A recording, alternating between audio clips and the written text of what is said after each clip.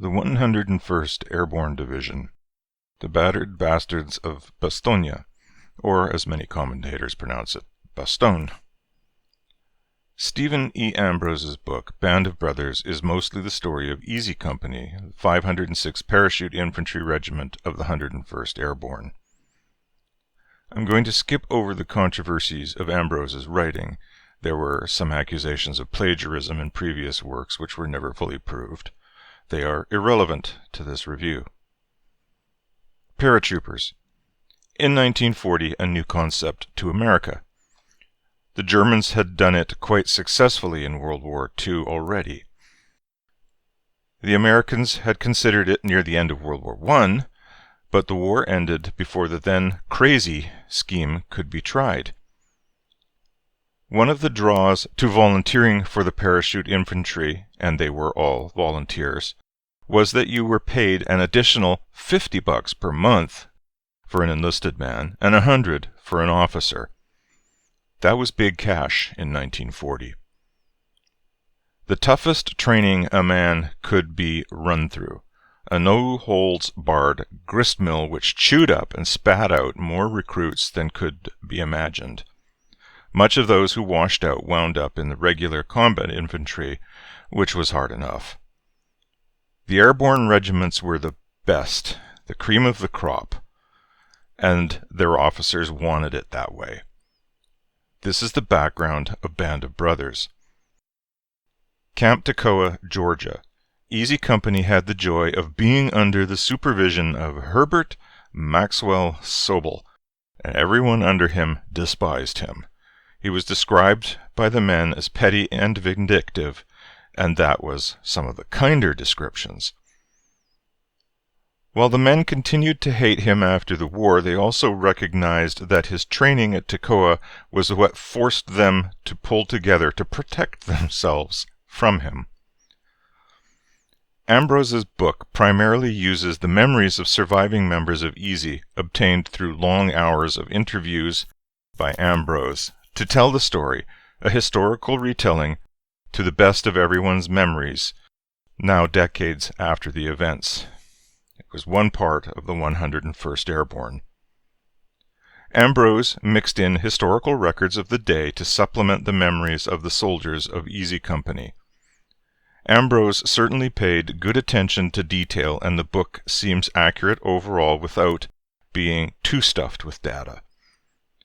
Band of Brothers, the book, was the primary basis for the HBO miniseries by the same name, and I'll try to cover a very limited amount the differences between book and miniseries and the inaccuracies between the two. The first difference I'll highlight here is one of more of a missing from the scene type of error. Spaghetti. With sauce. Who doesn't love a great big feast of carb-rich spaghetti and sauce? Especially when you've been given a night off from running. What about when orders change?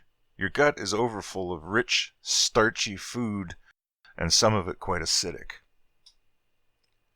They take your night of rest away from you and make you run the 3 miles up and 3 miles down, puking on the way.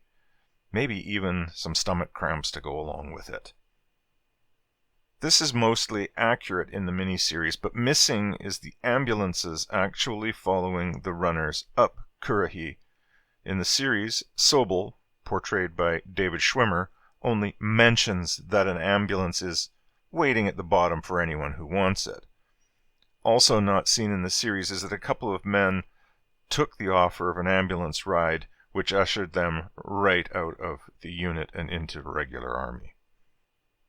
Also missing from the miniseries is the 118-mile march to Fort Benning, Georgia, where parachute training primarily took place. 3 miles up and 3 miles down blends right into parachute training in the series. The HBO series portrays the jump into Normandy as leaving most of the men totally lost when they hit the ground.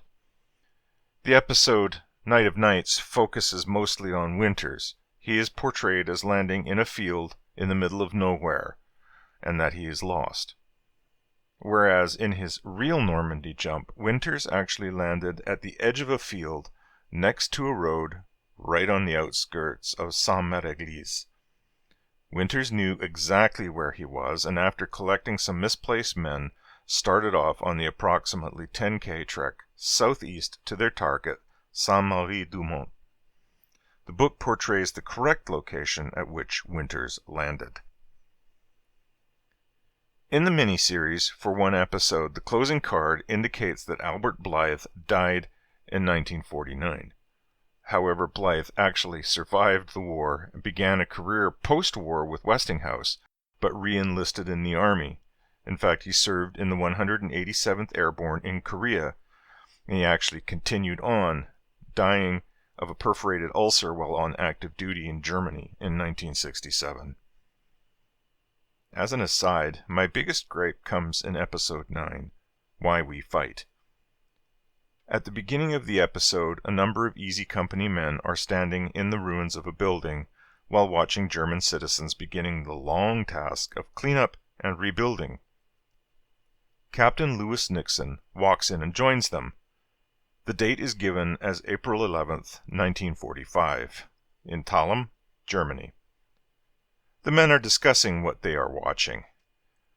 We are then led into a series of scenes in flashback, at the end of which we return to Thalheim at the same time and date.